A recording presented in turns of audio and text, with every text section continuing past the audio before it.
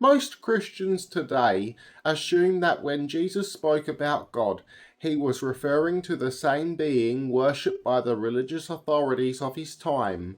That assumption feels natural, it feels safe, it feels familiar, but it is an illusion. The greatest trick the devil ever pulled was to make you believe that he is God. Why do you think Jesus repeatedly distinguished the difference between the Father and the ruler of this world? Tonight, I want us to do something very simple and honest, to look only at the words of Jesus as they appear in the Gospels and allow the words to speak for themselves.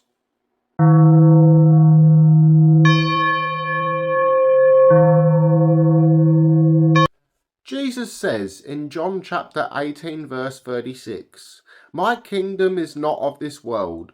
Jesus does not say of this world or currently of this world. He makes a clear separation. His kingdom does not come from the worldly system that governs politics, religion, law and power.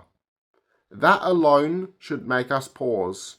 If Jesus' Father ruled this world, why would Jesus need to distance himself from it? Jesus did not teach that the God worshipped by the political and temple authorities of his time was the Most High God. In the Gospels, Jesus speaks constantly of the Father as unknown and unseen, beyond name, not of this world, not aligned to violence, domination, or religious control. Rather, he identifies another spiritual power ruling this worldly system, a power influencing political authorities, religious elites, and systems of fear, accusation, and death. In John 8:44, Jesus says to the high priesthood of Yahweh, "You are of your father the devil." He is not speaking metaphorically. He is making a distinction between Elyon, the Most High God, the Father of spirits, and Yahweh, the Father of lies, who corrupts the world. Now in John chapter 12 verse 31, Jesus says, "Now is the judgment of this world. Now is the archon or ruler of this world cast out." Notice very carefully what Jesus said. He does not say the people of the world are being judged. He says the world itself, and more importantly, the archon or ruler is being judged. That means there is a ruling authority over the world, and that authority is not the Father Jesus serves. Then we find in John chapter 14 verse 30, "For the archon or ruler of this world is coming. He has no authority over me." Jesus acknowledges this ruler's authority over the world and then clearly separates himself from that ruler. Jesus never called that ruler his father.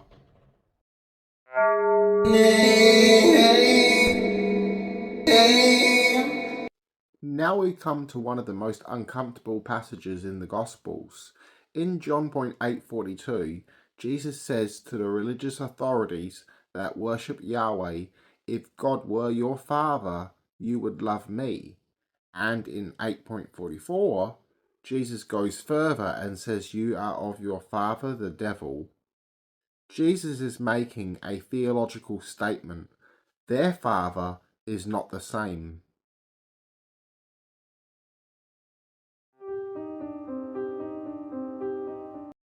Jesus also tells us something very crucial about his Father that he worshipped, found in John chapter 1 verse 18.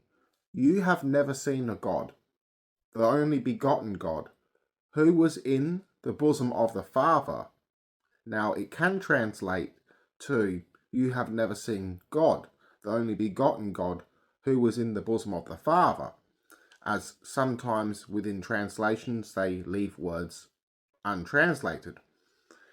This is from my translation, which means, "No one has seen a God in flesh, only the begotten Son, who is like a God, as he comes from the Father. Then in Matthew chapter 11, verse 27, Jesus says, "No one knows the Father except the Son," or translates to child, "and anyone who the Son or child chooses to reveal." This means the Father is not known through law, institutions, or sacrifice, but through inner revelation. In Jewish mysticism, Elyon, the Most High God, was the God beyond all names, forms, and rulers. Now, Jesus believed that all humans are the children of the Most High God by origin. Son of God does not mean biological uniqueness, it means one who has a correct spiritual relationship with God, the Father. This means one who lives in alignment with God, with divine truth, and one who manifests the Logos, the living Word of God.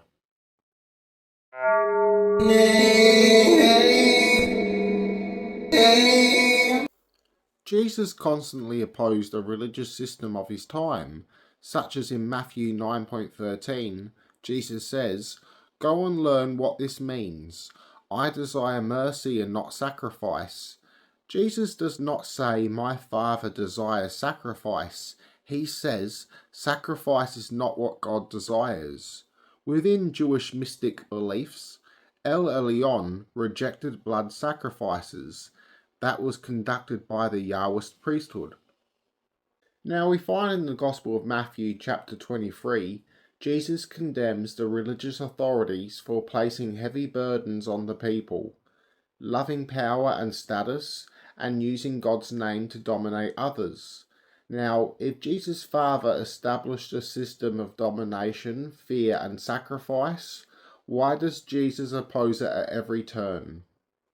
Now, Jesus taught that the world was good in origin, but it became enslaved by corrupt spiritual powers.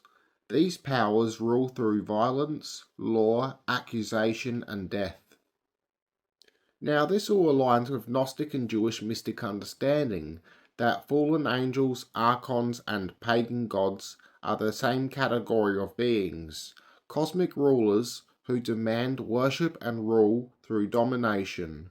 Jesus' mission was not to destroy creation, but to liberate it from corrupt rulers.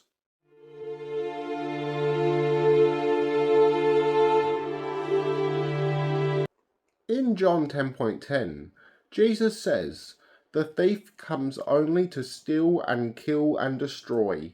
I came that they may have life." Jesus identifies a destructive authority that rules through death, and he stands directly against it. Now in John 5:37, Jesus says, "You have never heard his voice nor seen his appearance."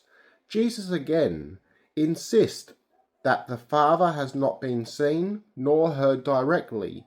So now we must ask ourselves, if the Father is unseen, unheard, and beyond name, who is the God that judges, speaks, and demands sacrifice?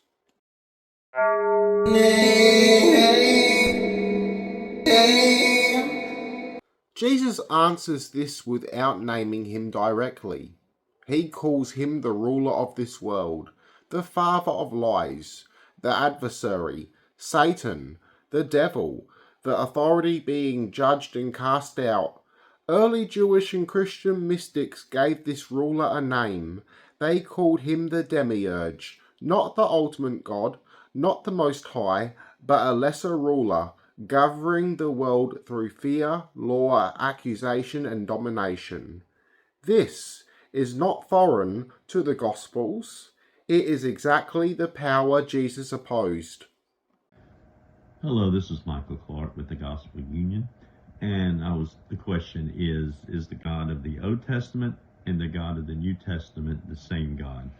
Is there a difference in the text that we see? And I'm going to have to agree with Marcion here that the fact that you can't tie the two together. When you read the New Testament, and I was in ministry for so many years in early parts of my life, It was always a problem I saw between the wrath of the God of the Old Testament, the murder, the killing, the setting up, the rape of children and stuff like that. And then you try to tie that to the light of Jesus. It was always a problem. And then when you read Sethian Gnostic literature and you start reading Valentinians and stuff like that, they also agreed with that the God of the Old Testament was a created being, ignorant probably, but he feeds on fear, he feeds on war, he feeds on everything that's negative, gives him power. And it's almost like a lot of the Norse religion that, they ate apples to stay young and to stay alive. Well, this God has to have this fear and stuff like that, and to stay alive. And that's why there's so much deviance in him. That's why you see so much gross stuff within the Old Testament that you don't see within the New Testament. So I would have to say, according to just plain understanding, plain reading of the two Testaments, and then studying the Gnostic books, the Gnostics definitely believed that the God of Old Testament. Now, some believe that he was evil, some believe he was ignorant. It doesn't matter. And either way, he's not the true God. And the God of the Old Testament loves suffering. We're basically slaves. If you watch the movie The Matrix, we are plugged in. We're batteries. We're feeding him. And when you start waking up, he does not like this. So yes, in my opinion, the God of the New Testament and the God of the Old Testament are two different beings. And the Apocrypha of John will give you pure direction in this. Matter of fact, the Gospel of Judas does the same thing. I would encourage you to read that too.